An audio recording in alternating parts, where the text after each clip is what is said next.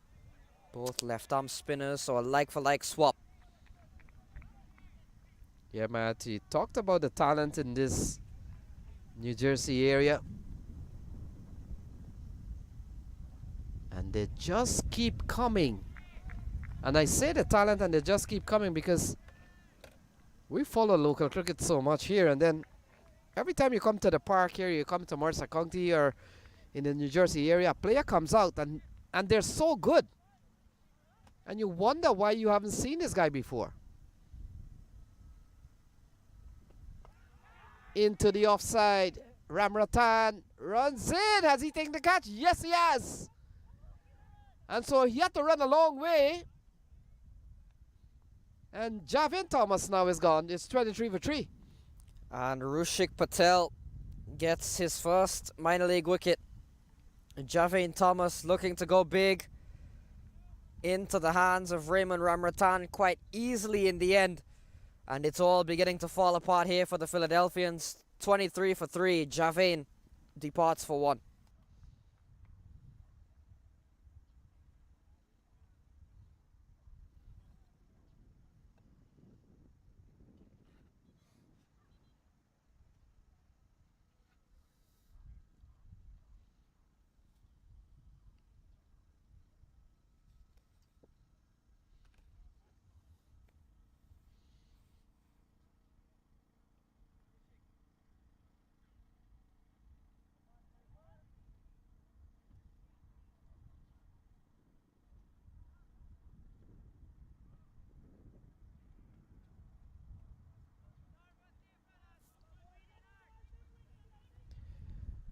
So Bhaskar Yadram comes to the middle. And Matt, it's the same old story with Bhaskar Yadram as he comes to the middle. And that same old story here is that, well, we need a big knock from you, Bhaskar. There's 3 down with 23 on the board. Yeah, and like I said, this is a problem that has been going on too much for the Philadelphians. And it's seemingly been the top order has been quite good with Ryan Scott and Van Tull if the top order fires. And if the lower order fires with Yadram, Fu and Prashad, everything in between that and aside from that has been the problem from a run scoring standpoint for the Philadelphians. The fact is, Matt, we haven't seen Ashish Vatem in the squad. We haven't seen Aurora. And we've seen in the last match the use of Taha. Now Javin has come into the mix. Couple of slips. In fact, couple of men in catching position. As Rushik into the offside. And he's really bowled a very good over. An over that he only conceded 1. Picked up the wicket of Javin Thomas. And after 4, it's 24 for 3.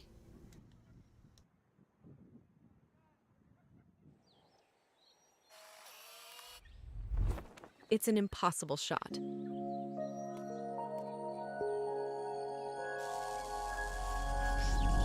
Sometimes creativity and innovation are all it takes to achieve the impossible. Yash Technologies, more than what you think.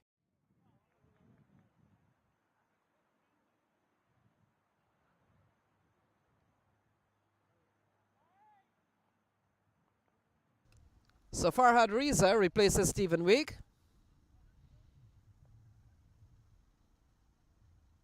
A Matt with Stephen Wigg, impressive stuff, 2 for 9. Would you have bowled him another one, or that's good enough? You want to keep him later on? What's the plan here, you think?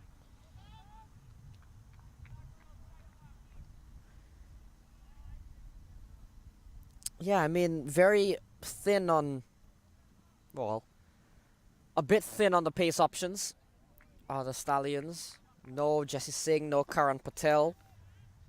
So maybe just playing into the plan of not giving Wigg a third.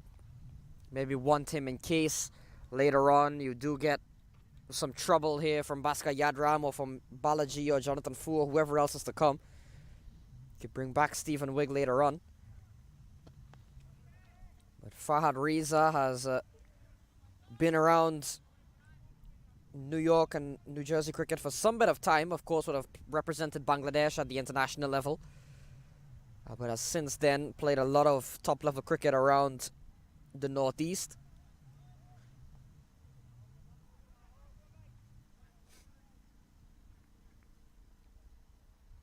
So Balaji comes in to strike 100 to win from 95 balls. They've lost 3.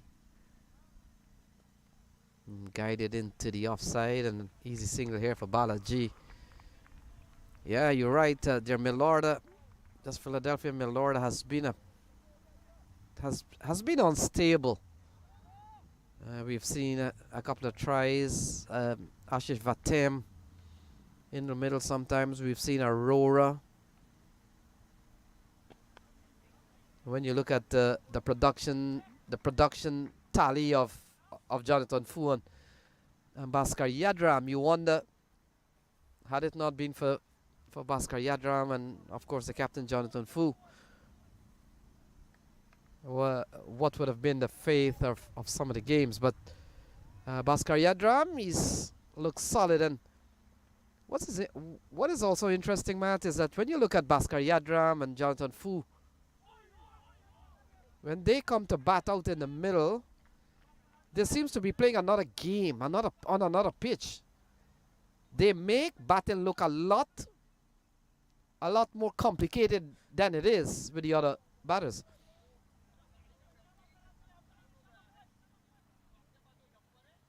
Yeah, they do. And again, just going back to this middle order of the Philadelphians, we've seen so many different players. We've seen Javin Thomas, we've seen Ashish Vatem, we've seen Ash Arora. We're seeing Balaji today, we've seen Taha Waraich. So there's been so many chopping and changing with that number 3 and 4 spot. They haven't really allowed anybody to really grow into the role.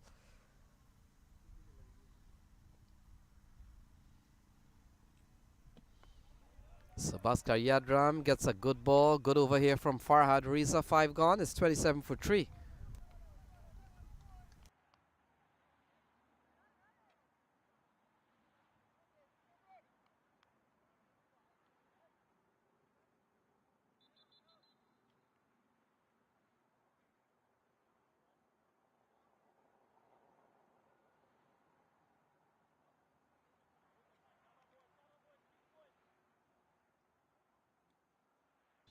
So Rushik Patel will continue.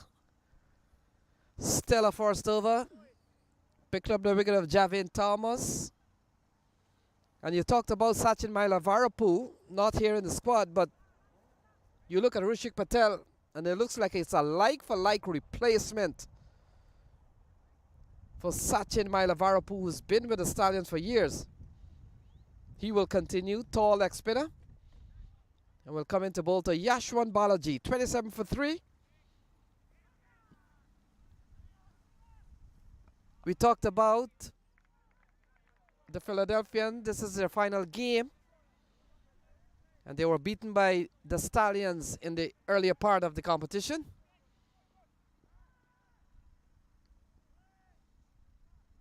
And Balaji goes big into the onside. Fielder comes in and doesn't take the catch. It looks like Stephen Wigg.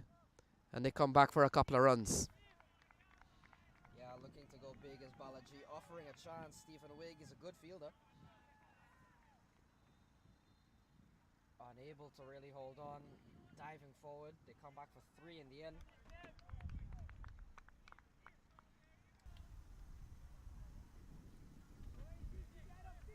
Stephen Wigg, though, we know he's a much better fielder than that. Yeah, he's a complete cricketer. And wasn't able to hold on to the ball. Good start here from Rushik Patel. Such a great addition to the squad. Very traditional left arm spinner. And you've heard me made the point, Matt, that these days I don't see a lot of left arm spinner bowling with an angle run. Here is one, Rushik Patel.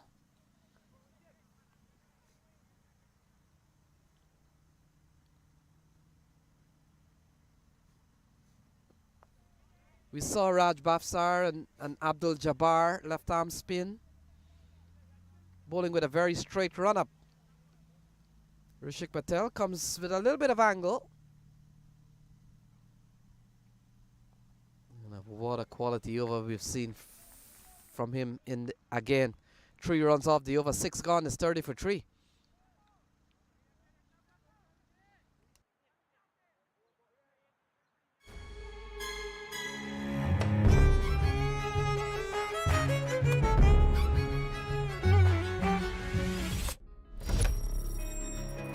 Even the best in the business needs a strategic partner to help them win. Yash Technologies, more than what you think.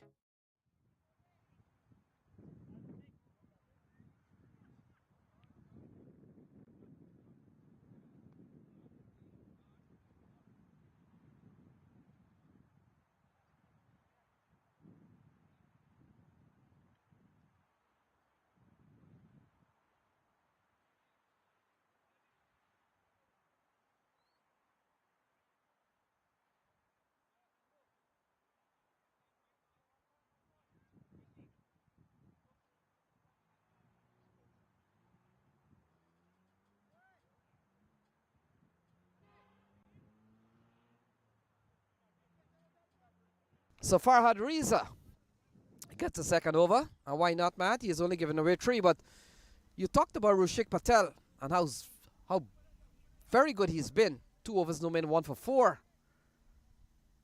And the big question for you, Matt, is I know this is a toughie, but here's a question for you. 30 for 3 as Farhad Reza continues. And Balaji, big tud onto the pad. This could be leg by.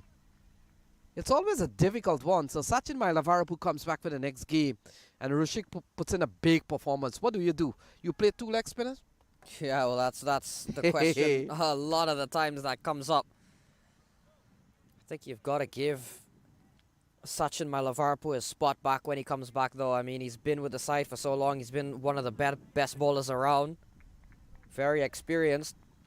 But if Rushik Patel can put together a good performance, might certainly look elsewhere for some drop candidates to give to keep Rushik Patel in the side. But with a team that is 5-0, there's not many players you could look at and say, well, you're going to be out for the next game. Yeah, I want to think that if he does well enough, he could seemingly playing next week at Glenville, as this one eludes Bhaskar Yadram, keeping a tad low. And I ask you that because we have seen the norm, even at the international level. Look, have you heard stories of a batter at the international level making 100 and then next match he's got to make way for the senior man? This one is played nicely down towards the final gear from Bhaskar Yadram, and he picks up a boundary. Well played. Yeah, very well played, and a much-needed 4 for Bhaskar Yadram. 6 of 13, was 2 of 12 before that.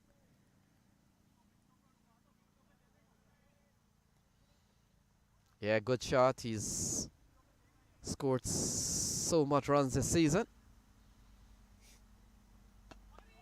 Look at that. All the ease in the world. Full face at the bat. He middles it, Matt. And I talked about, we've seen when Bhaskar Yadram bats on this track here at Morsa County, it is as if the wicket plays differently to him. Have you found that? When you see him and Jonathan Fu strike the ball, you certainly think that. And another one has gone right through. Yashwant Balaji departs now. Farhad Reza gets the wicket. And it's 36 for 4 now, the Philadelphians. Balaji going across the line and just simply missed it. 36 for 4. Balaji gone for 4.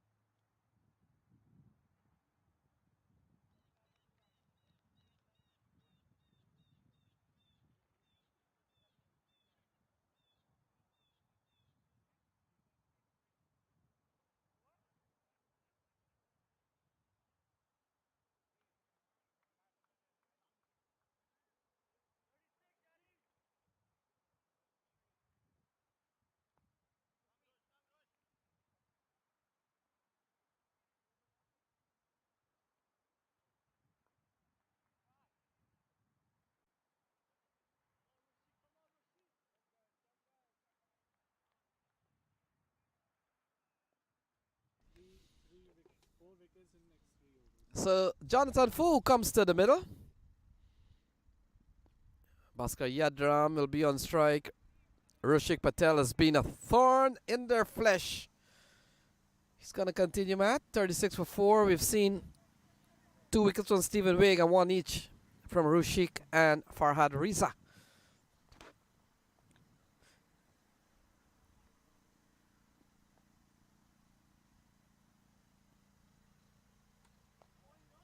Ball chopped into the offside, can't score. And you get the feeling, Matt, as it has been along this entire series for the Philadelphians. It's the Bhaskar Yadram and Jonathan Fu show. Yeah, and once again, it'll have to be these two to put up 90 off 76 or get them close to 90 from 76. So ball cracked into the offside, allows Jonathan Fu to come on to strike. And I've always thought that when the balls are played into the deep areas, Matt, you've got to run the first runs quick. I know Jonathan Fu has just come to the middle and he's ambling through to probably get ready to face his first ball, but you've got to run these games tight. When we were small growing up, that's one of the basics you learn. Once the ball goes to the deep areas, you run expecting 2 most of the time. Off a fumble that we saw just now, you will come back for 2 and get them quite easily. Fu on strike.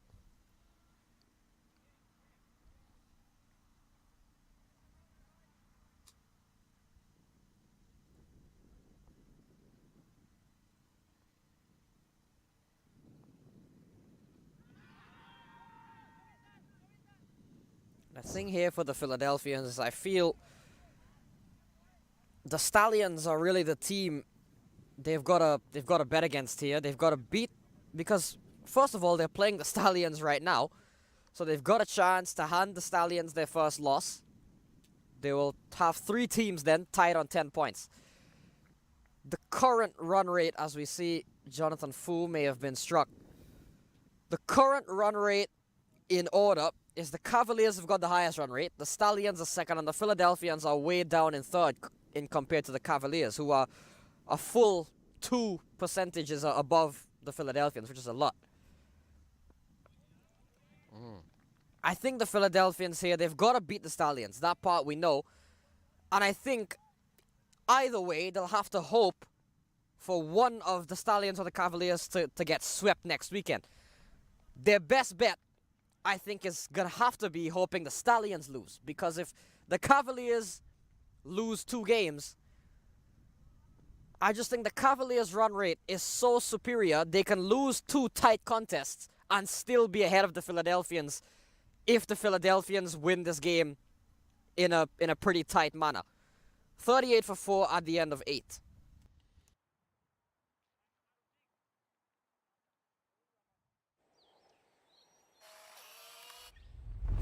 It's an impossible shot.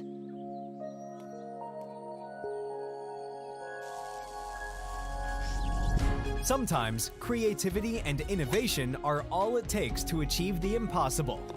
Yash Technologies, more than what you think.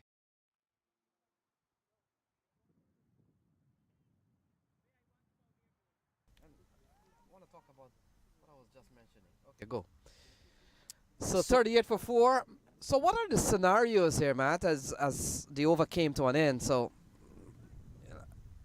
what's your thinking of what could happen here?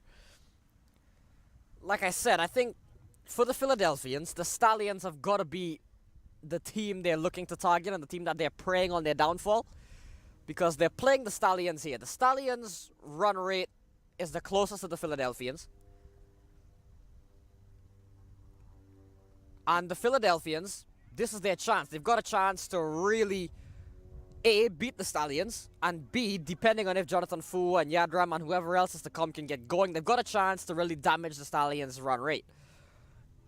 Additionally, the Somerset Cavaliers and the Stallions will play each other twice next weekend.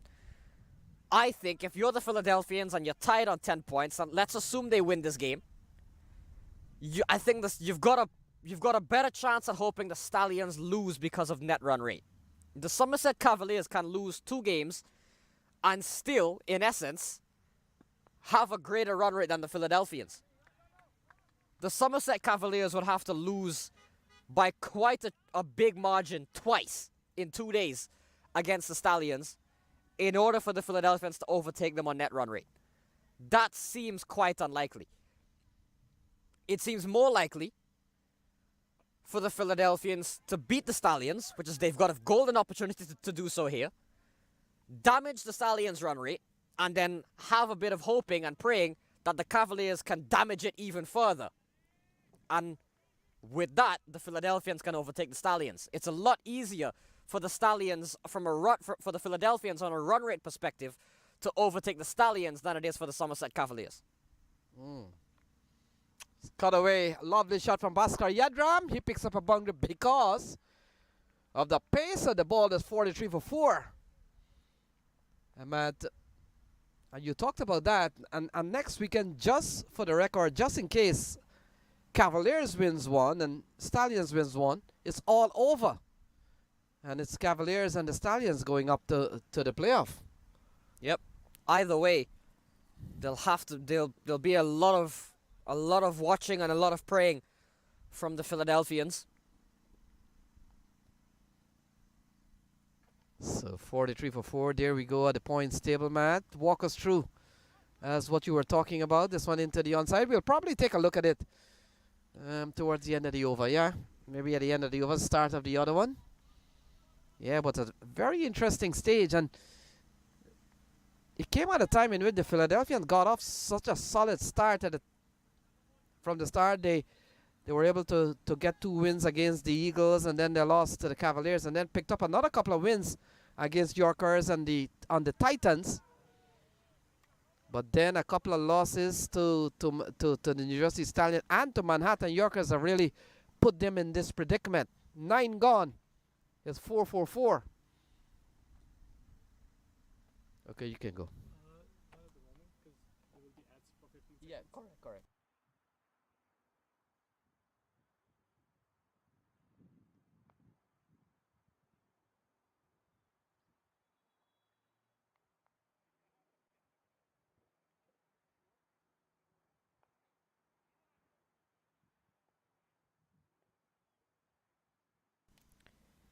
So yeah, look at that table. Look at the net run rate for the Somerset Cavaliers. 2.86, almost at 3.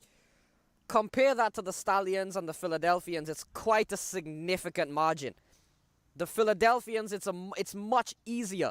It's much more realistic as well for the Philadelphians to probably overtake the Stallions just by looking at the numbers, especially considering it's the Stallions who they're playing right now. They've got a chance to do that damage to the Stallions themselves, and then hope for results to go their way again next week. So Matt, speaking on just the numbers we've seen there, Cavaliers could be one of the team definitely in. Certainly looks to be the case. I mean, nothing is ever for certain in the East. But with that run rate, barring 2 utter collapses from the Somerset Cavaliers, it certainly looks as if they're set to be one of the teams in it.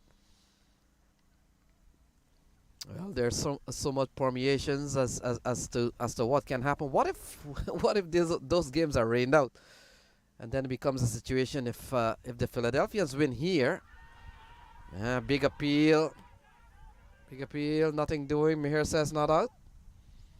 A quality delivery. What a performance we're seeing here from Rushik Patel. He has come in. We have never seen him before. And the man with the glasses, the bespectacled Rushik Patel has spun a web of deception here against Jonathan Fu and Bhaskar Yadram. Look at this ball. And this one, not the outside edge, but beating the inside edge. A big appeal, umpire Mihir Patel says not out. Ball defended into the offside. This is very good bowling from Rushik Patel. Yeah, very impressive stuff from Rushik Patel. 3.5 overs for just 7 runs. And you talked about the talent that comes out of New Jersey.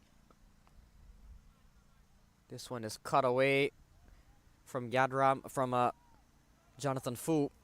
A lot of that has to do with just the amount of academies that we have in the New Jersey area, and a couple of these franchises are examples of that. You see, for example, Dream Cricket sported on the Stallions shirt. Dream Cricket is an academy which a lot of these young players come out of. Manhattan Yorkers is the same thing. You look at the Yorkers set up, a lot of them from Crick Max. So a lot of academies, a lot of local clubs that a lot of these youngsters come out of. There's so many of them based in New Jersey. Yeah, Matt, you're so right on that, and we will talk about that when we come back, because, you know, every time you walk to the bathroom, to go to the bathroom here, there's a batting cage. There's a cage to bat. And one of the things I've noticed every time I pass there are young players playing in those cages, practicing in those cages. And when I say young players, I'm talking about 9, 10, 11, 12. I haven't seen, and this is the irony, I haven't seen an adult being playing in that thing. I haven't seen a grown-up adult practicing in that net. 10 overs gone. It's 48 for 4. They still need 78 to win from 60 balls. 48 for 4.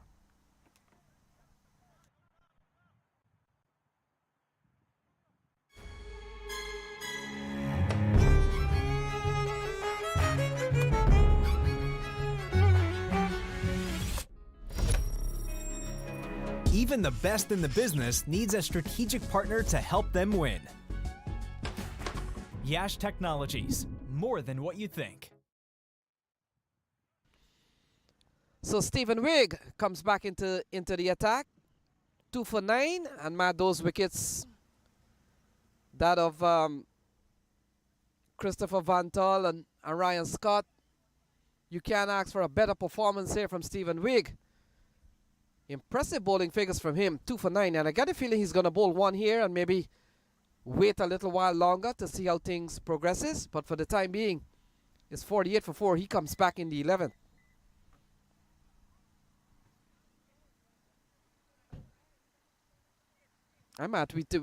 We're talking about the young talent that we've seen in the New Jersey area. You talk about the 2 big academies around here, that of Crick Max and Dream Cricket. Into the offside from Bhaskar Yadram. And when you look at some of the young players that we talked about, we saw Sid Kappa earlier on. We saw Pranav Chattapalian, 2 players who played at the international level. Arya Garg, another player.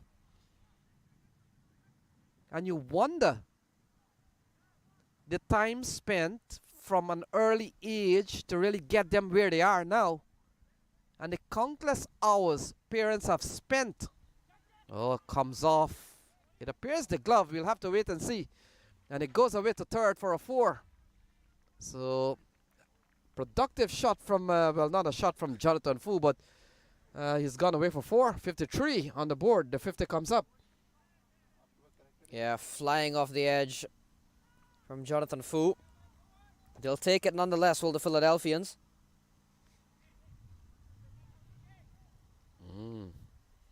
Yeah, 53 on the board. The partnership of Bhaskar Yadram and Jonathan Fu has won games for the Philadelphians in this tournament, in this series this year. And they're back at it again. Stroked into the offside. Fielder will come around. And look at that. They come back for a couple of runs. I was talking about when the ball is played into the deep areas. If you can run the first one fast, you get a chance to come back for 2, especially with a fumble. And good running here from Jonathan Fu and Bhaskar Yadram. It's 55 for 4.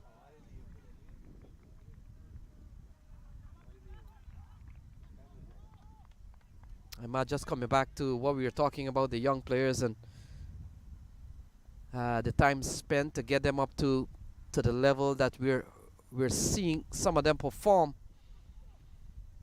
And we talked about the hours spent by the parents to get them to and from practice, the money spent to invest in their development. And let's be fair, a fraction of that percentage will go on to play for the U.S. national team. And you may want to think, well, what's at play here? But those talent, we're seeing a lot of this. Driven into the offside, runs there for Bhaskar Yadram. Dominic Ricky, fellow countryman of Jonathan Fu and Bhaskar Yadram, runs around quickly. 2 more runs there for Bhaskar Yadram. This partnership is building, 22 so far. This has been a very good over for the Philadelphians. Indeed, 10 runs from it. 22-run partnership. Yadram has stuck around.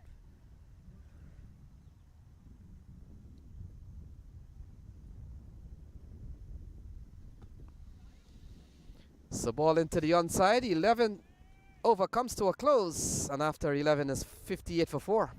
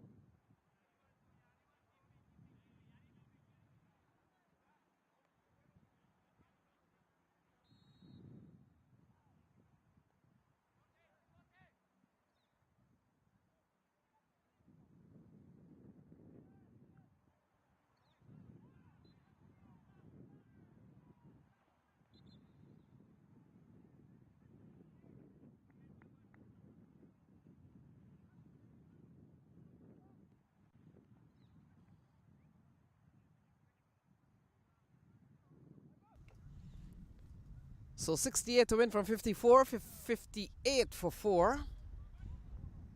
Yadram and Jonathan Fu in the middle. They need 68 from the remaining 9 overs. Arjun Vajela, Matt, giving the ball, another young player.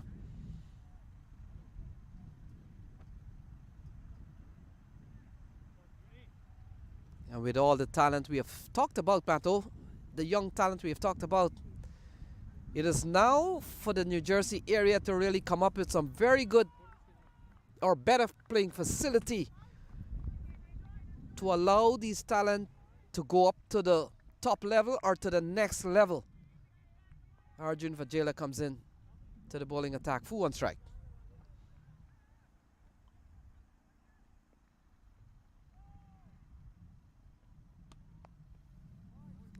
So ball into the offside and Fu gives up the strike to Bhaskar Yadram. We've seen Bhaskar Yadram with a couple of 60s in this tournament. 67 not out against Yorkers, 62 not out against the Stallions in their opening game. Also got a 44 just the other day against the Manhattan Yorkers. Here is Vajela. The ball into the offside. Rushik Patel does well to knock the ball down, preventing further run. And they scamper through for 166 to win.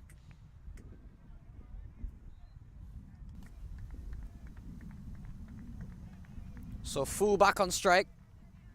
11 from 13, 66 required from 52. So still a fair ways to go.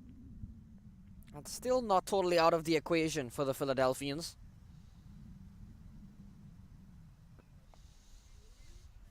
Ball into the offside, Matt. A win here for the Philadelphians will keep them in the conversation.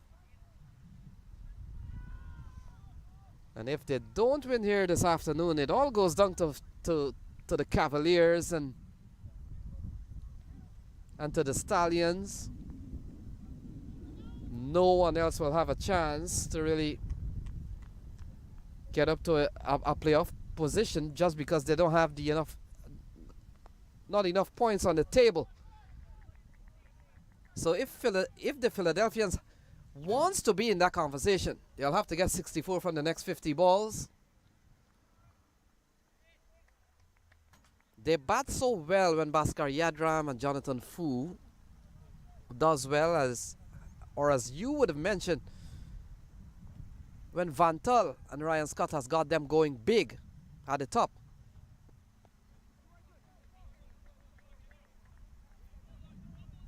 And I talked about the way Jonathan Fu and Bhaskar Yadram has gone about business. They have made batting look simple.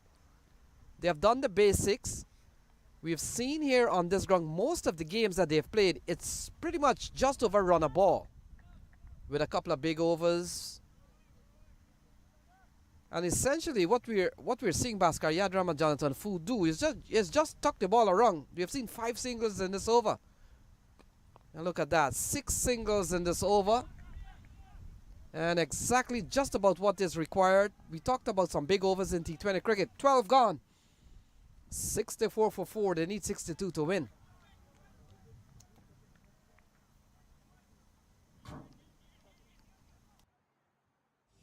Whoever you are on the field, the dream is what drives us. Gear up for your dreams. Shop now at dreamcricketstore.com.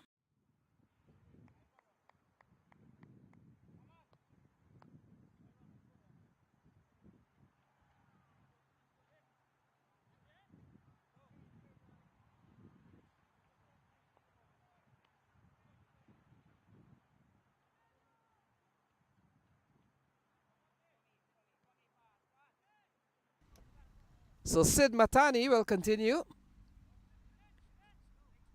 His first over didn't go too well, Matt. Bowled an over that gave away 13 runs.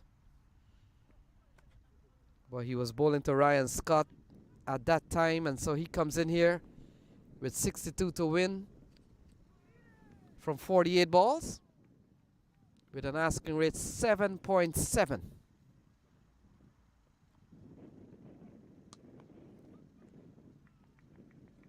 Yeah, ball hammered down the ground to Dominic Rickey and sends a strike over to Jonathan Fu. What is the plan here, you think? We saw them tapping the ball into the ground, getting 6 runs and over, just about that.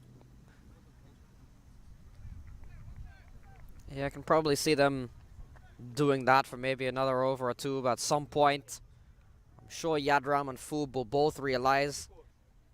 I think they're doing the right thing as of now, just trying to get themselves back in to win the game first thing. Once you've settled into that sort of rhythm, then you can look to really try and finish it. So I don't mind the way this partnership has gone on. I think this partnership is the key for the Philadelphians. Yeah, you're right on that, but I want to think at this stage, Philadelphians have really called off the plan to finish this in quick time, and now the plan is to first of all cross the line, and then let's see what happens. They call it the 3 W's, Matt. The 3 W's: you win, you wait, and you watch. But you've got to win. Seen a good over here from Sid Matani. First over went for 13, but he's really come back in the second one. This one has gone pretty well. 3 off this over, 13 gone. 67 for 4.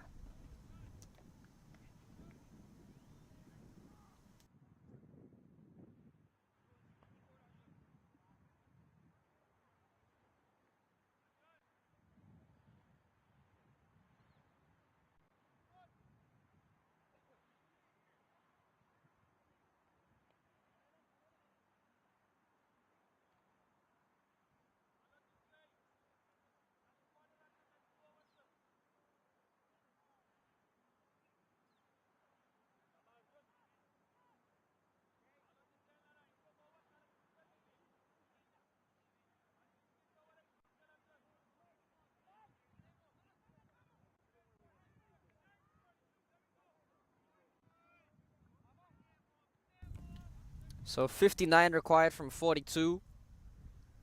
Yadram and Fu out in the middle. Fu on 14, Yadram on 23. Arjun Vajela will continue.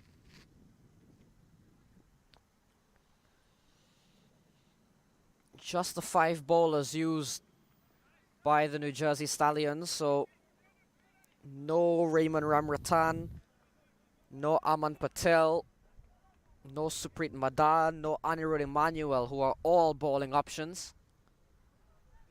No sign of them as yet.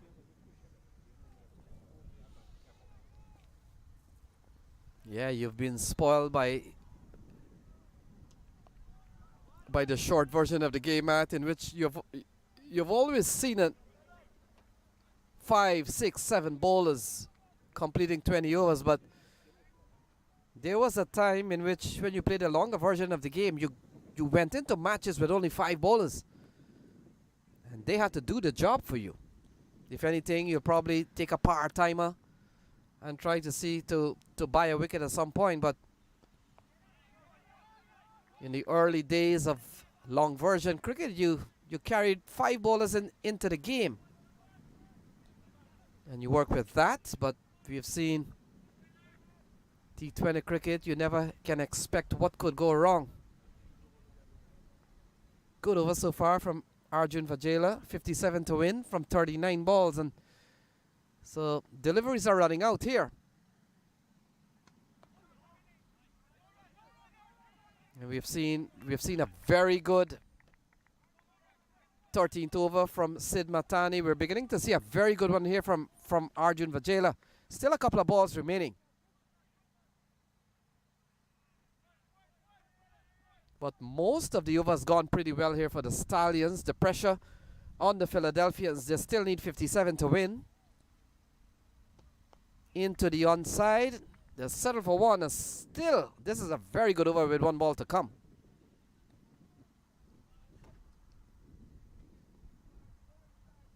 Yeah, very good from Vajela. The Stallions will take this for sure.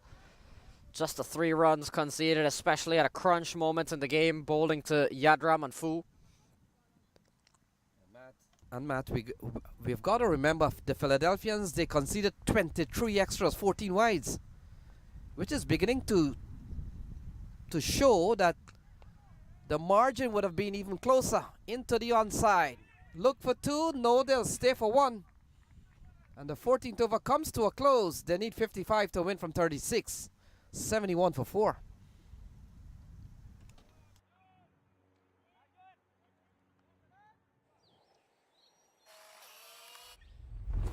It's an impossible shot.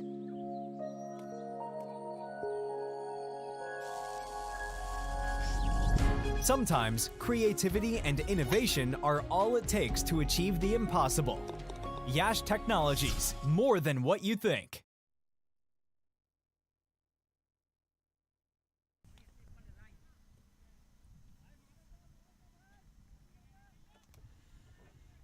So we're down to the last 55 runs to win from 36 balls, 71 for 4.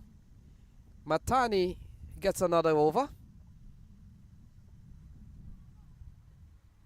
Ball into the offside, and Matty comes down to 54 to win from 35 balls. A win here for the Stallions will take them certainly to the top of the table. They'll take them to 12 points, just ahead of the Cavaliers on 10 at the moment.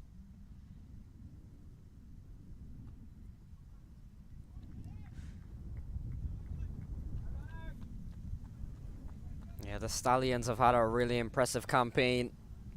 Looking to go 6-0 with this win. And it'll set up, regardless of the result here, it'll set up a very entertaining 2 games between the Stallions and the Cavaliers, even if the Philadelphians are in with a chance or not. It'll certainly be a top quality contest between the Stallions and the Cavaliers, just for the sake of bragging rights, I guess, to see who finishes first and second. I don't think it has much of an impact. Yeah, I've got the feeling that both Jonathan Fu and Bhaskar Yadram will have to come up with plans. They've got to go now. 52 from 32, and every over that goes by and 10 runs is not scored, it gets higher. They've got to make a move now. Bhaskar Yadram tries to go big, doesn't go too well. And Matani, talk about how good Matani has come back. 74 for 4, final ball coming up. Yeah, first over went for 13.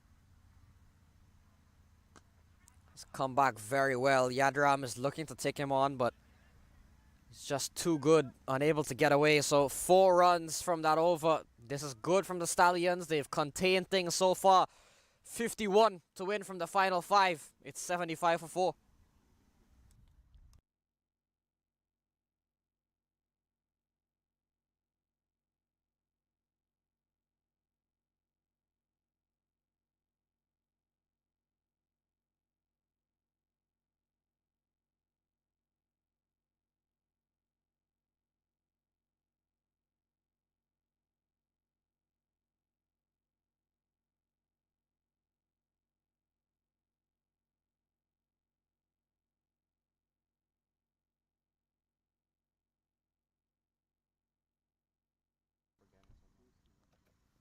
So 75 for 4, 51 to win from 30 balls.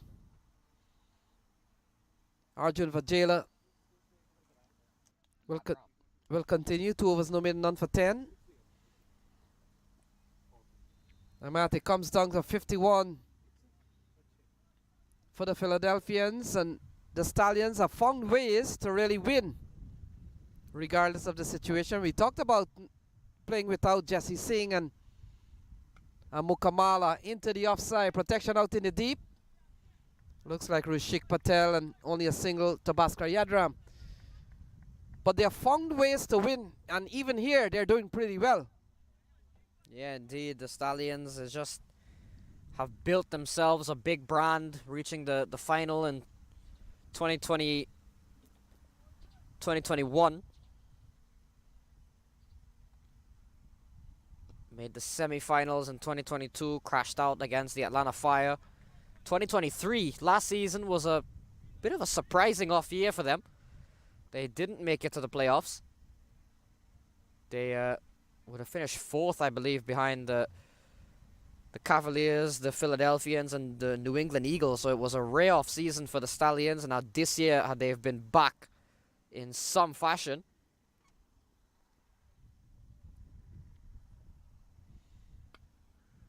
Tugged into the onside, and you saw that coming for some time, and that has gone upstairs. Well, a big strike right on top of the van. Fortunately, it took a bounce before it got there. It looked for a minute as if it was threatening that van. And that van is part of the production crew. Yeah, Guys. I was just going to say that's the production van. All the magic happens with that van. Come on, you hit that van, the stream is off. And we'll pack up, we go home. You can't hit that van, Bhaskar Yadram. You want to close down the production? You want to get a fuzzy feed after this? You want to see colors, green, red, yellow, and black on your screen at home? Come on, you Bhaskar Yadram. Well, he's put many cars in danger throughout his career, has Bhaskar Yadram. That's for sure.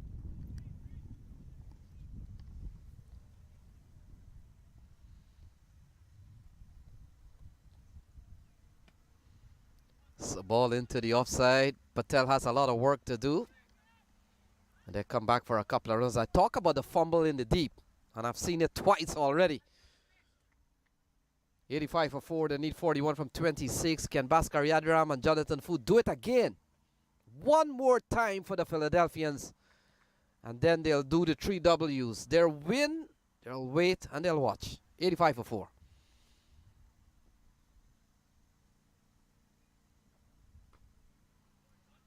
The ball chopped into the offside, and Matt, we see a pickup truck going into that direction. If he knows who Bhaskar Yadram is, then he wouldn't be driving anywhere around this park. I think he's headed out. he's making a wise decision to get out of here. Fu on strike. 86 for 4. They need 40 to win from 25. Oh, Jonathan Fu goes big, and by the height of this, it will travel, and it will travel over the ropes. That's gone for 6. Yeah, and 17 runs from the over off of Ajela.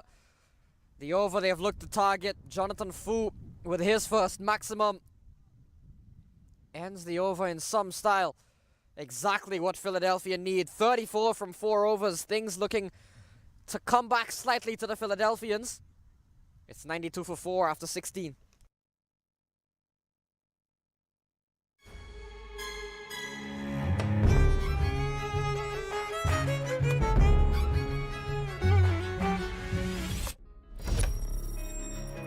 Even the best in the business needs a strategic partner to help them win.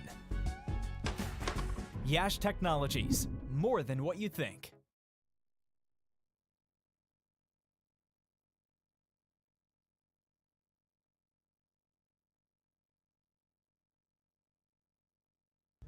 So we come down to 34 to win from 24 balls. 24 balls remaining, 34 to win. And Bhaskar Yadram on 37 on strike. Here is Matani. Oh, big, straight down the ground, and with all the power in the world. That's gone for 4. Yeah. No man move. Lovely shot indeed from Bhaskar Yadram. Muscled straight down the ground for 4. And the Philadelphians fan stands, they're quiet for now. They're waiting. They know the game is still far from over. But I'm sure they're a little bit more relieved to see striking like that from Bhaskar Yadram. So a win for the Philadelphians. We'll have 3 teams tied up on 10 points. And I'm not a big fan of net run rate or how it's calculated or how it works. I don't know. But what I do know, if the Philadelphians win here, they'll go up to 10 points. And it's down to Cavaliers and Stallions what they do this weekend, and it's waiting and watching. Bhaskar Yadram, 141. Oh, look at that. That's gone a long way. That's gone far. And that's gone almost to the parking lot. Yadram gone for 6. 50. Lovely shot from Bhaskar Yadram. He's up to 4, sorry. 47 now Bhaskar Yadram, and it brings the equation down to just over run a ball. 24 from 22. They've gone after Matani, and at this stage with a runner ball just about required, 6 wickets to go, you feel now is go time, and try and put an exclamation point on this victory for the Philadelphians. So 102 comes up here. They've crossed the 100 mark. Bhaskar Yadram is on 47. And it comes down to 24 to win from 22 balls. They've always targeted to do run a ball.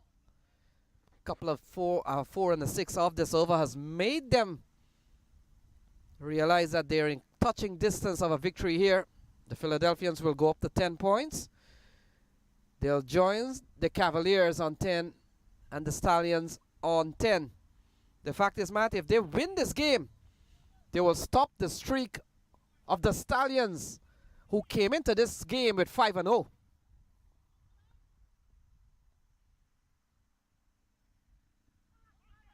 A big thud on the pad, not outside his umpire Colin Edwards, and now look at that, they scamper through. Every run counts, and they scamper through for a leg by. 103.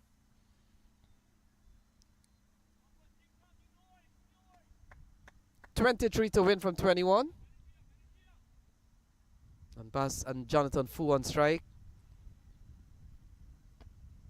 Into the onside. Has he found the gap? No, he can't. And they get a single. So it's a lot more easier now, Matt. And it comes down to almost run a ball. 22 to win from 20 balls.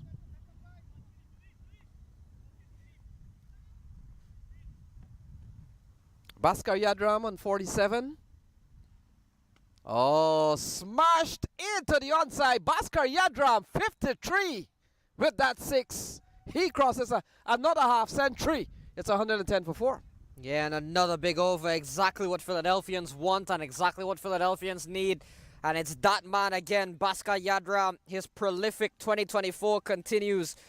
53, 3 4s, 3 6s, 16 from 19 with 1 ball to go. Yeah, third half century for Bhaskar Yadram at a couple of 60s in the earlier part of the series. And look at that, he's gone up to 54, 111 for 4, and they need 15 in 3 overs. 15 required in 3 overs.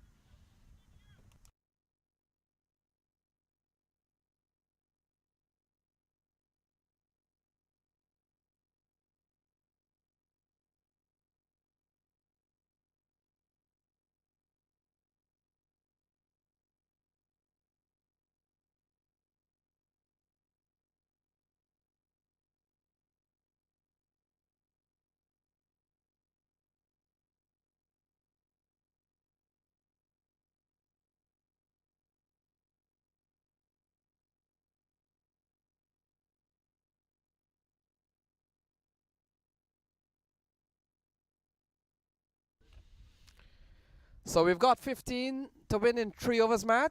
And could the Philadelphians go back to their best plan coming into this game and try to finish this game quickly now, Matt? Now that they have seemingly find themselves in safe waters? I think so. I think they've got to try and finish this game in this over here. And especially with Bhaskar Yadram facing the first ball, he's got a good chance. But the Stallions bringing in Stephen Wigg. Yeah, Stephen Wigg is going to be a tough customer here, but I think they've kind of secured this match. The big question is, how longer will it go on? Big thud onto the pad and could be leg by here. Or do you think that they'll probably settle for the win and wait?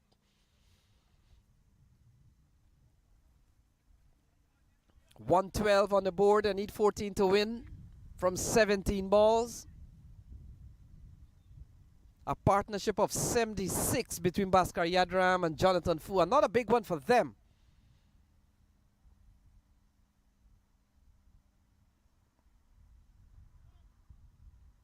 Yeah, you get the feeling that both no ball. Is that a no ball? Yeah, no ball has been called from Mihir Patel. And I wonder why. Has he bowled out of the strip? Or he's overstepped? Yeah, well, clearly here a chance to free the arms Moshin, for Jonathan Fu. Moshin, he bowled a no ball. Can I see why? Oh. So free hit ball. Oh, through the offside. And it goes up to Rushik Patel, who does well, preventing the boundary. So not much harm done off that free hit. But it brings them closer. 12 needed from 16 balls. Nobody has beaten the Stallions. Nobody has beaten the Stallions, Matt. 12 to win from 16 balls.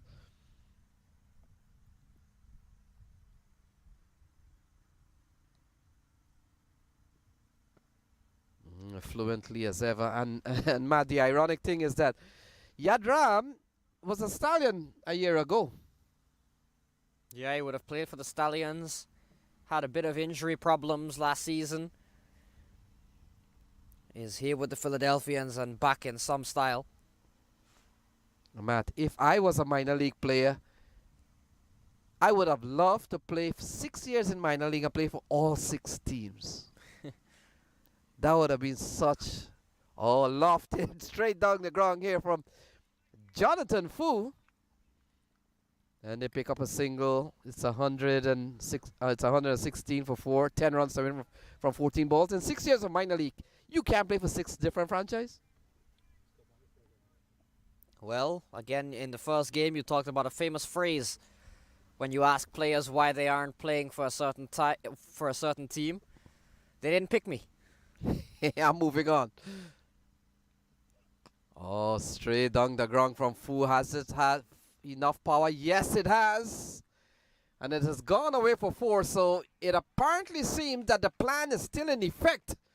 And they need 6 to win. The earlier they finish this game at, it's going to be beneficial for the Philadelphians. They're on the verge of upstaging the Stallions' run in 2024 with 5-0. They're on the verge of beating the Stallions for the first time this year. Can Yadram hit a maximum here, win this game with 2 overs to go? Cut away into the offside. More runs running up towards the boundary. And it crosses the ropes. Bhaskar Yadram goes up to 63. It's 124, 2 runs to win. Yeah, very good shot from Bhaskar Yadram over the offside. Didn't get a 6, but 4 is definitely the next best thing. 2 to win from the next 2.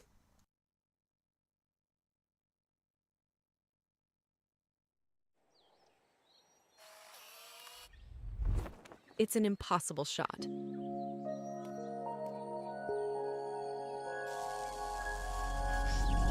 Sometimes creativity and innovation are all it takes to achieve the impossible. Yash Technologies, more than what you think. So it's 124 for 4. 2 runs needed to win. 12 balls remaining. Bhaskar Yadram is on 63. Jonathan Fu is on 28. And we've seen a big partnership of 88 so far between the pair.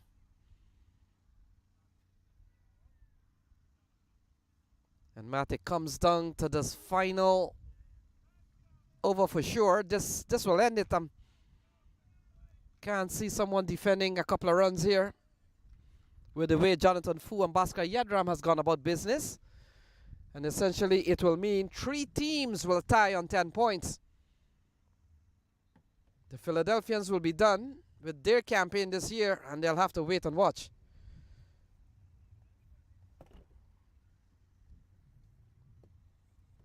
So Emmanuel comes into the attack.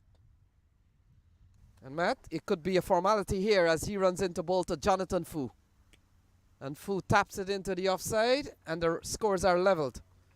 125 for 4 and the applause comes up from the Philadelphians camp. They travel far to see their team play as they have done with every single game that has played here at Mercer County Park. And it comes down to Bhaskar Yadram on strike. In the air from Bhaskar Yadram, and he's gone. So he's gonna delay this game slightly longer. Yadram departs. Anirudh Emmanuel strikes, and the scores remain level as Yadram goes.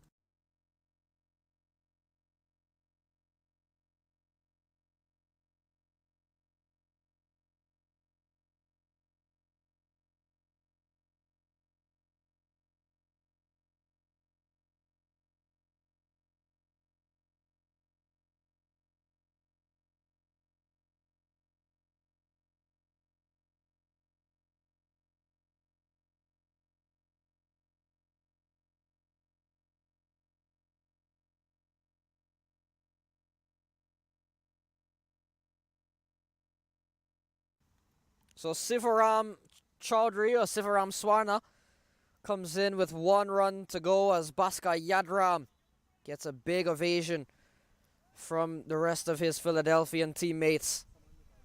So Sivaram comes in with 1 run to get from 10. The entire field is in. Except for 1 man.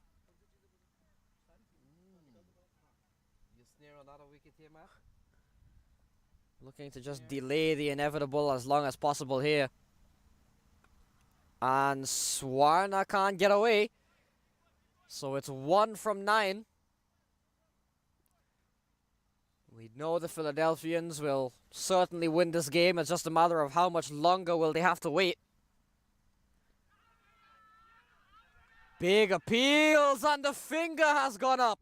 So Sivaram Swarna has to go now.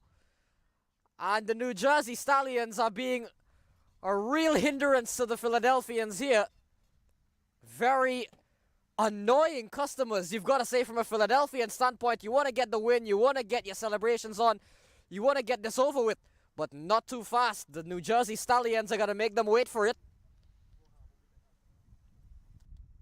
Yeah, they'll have to wait a while longer. We'll have to wait and see who comes out. Varun Manta.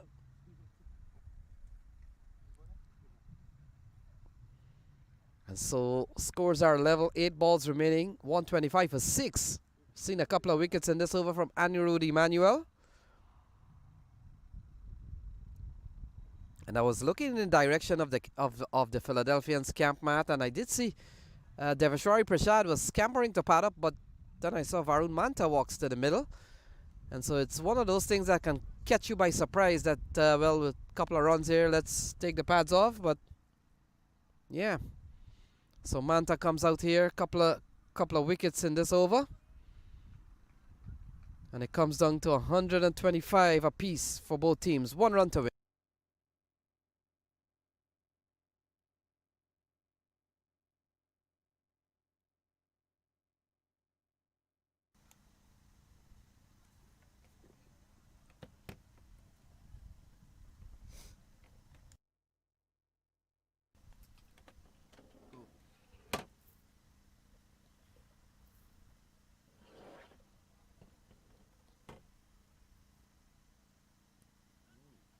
And Varun Manta can't get away either. So this is a brilliant over from Emmanuel. 7 deliveries to go. And finally, Varun Manta hits the winning runs for the Philadelphians. They win it in the end by 4 wickets. And you can hear the applause coming out from the Philadelphian fans. They are still alive. They'll have to do a bit of waiting, a bit of praying. But they've done their job. They've won by 4 wickets. They've beaten the New Jersey Stallions and have handed the Stallions their first loss of 2024. The Philadelphians win by 4 wickets. Had to wait a couple more deliveries than they would have liked. But they, as you can see, they win it by 4 in the end. Bhaskar Yadram, 63. Jonathan Fu, 29 not out. Ryan Scott got things off to a quick start as well. Emmanuel with a couple of wickets, but it was too little too late. Stephen Wigg got a couple as well. Rushik Patel was certainly impressive, but it belongs to the Philadelphians, who win by 4 wickets. Still, we'll have to wait and see. It could be the end of the road. It could not be. But the end of competition here at the Mercer County ground as well. Action will shift for the final week of competition in the minor league on the eastern side. It heads to Glenville in upstate New York, where we have a couple of nail-biting games. Somerset Cavaliers will take on the New Jersey Stallions twice in 2 days. So stay tuned and join us next week from Glenville for the final week of minor league cricket competition. But for now, on the final day at Mercer County, it's the Philadelphians who beat the New Jersey Stallions by 4 wickets.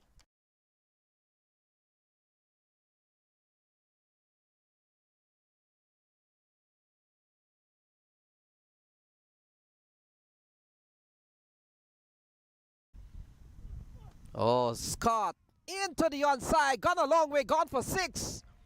And Ryan Scott gets in an early hit. Oh, cleaned him up. So, Stephen Wigg strikes, goes right through Van Tol, made no height at all yesterday. Ryan Scott pumps this one and gets away to the boundary. So, 4 more to Ryan Scott. He moves along to 12. So, a shorter delivery. Scores quickly. Oh, look at that. Even a better shot this time over the onside. And that has gone for a maximum. What a cheer from the spectators that has come into the ground to bowl them. So Stephen Wigg has cleaned up Ryan Scott. Into the offside. Ramratan runs in. Has he taken the catch? Yes, he has. I think that. And another one has gone right through Cavaliers. Cut away. Lovely shot from Bhaskar Yadram. He picks up a boundary because of the pace of the ball. Is 43 for 4. Hours parents have spent. Oh, it comes off. It appears the glove. We'll have to wait and see. And it goes away to third for a 4. So, productive shot from, well, not a shot from Jonathan Fu, but tugged into the onside. And you saw that coming for some time. And that has gone upstairs. 5. Oh, Jonathan Fu goes big. And by the height of this, it will travel. And it will travel over the ropes. That's gone for 6. Oh, big straight down the ground and with all the power in the world. That's gone for 4. Oh, look at that. That's gone a long way. That's gone far.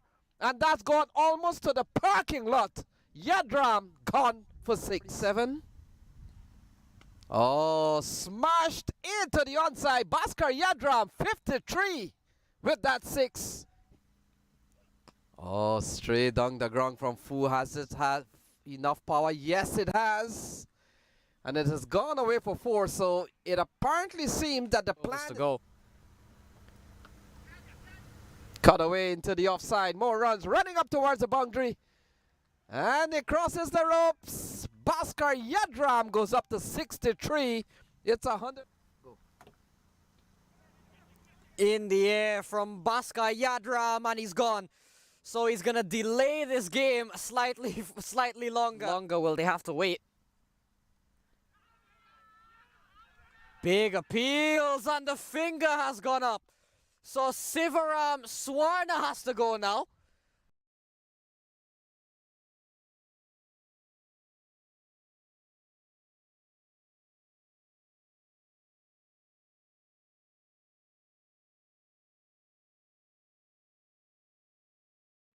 You're watching the 2024 Minor League Cricket Championship presented by Yash Technologies.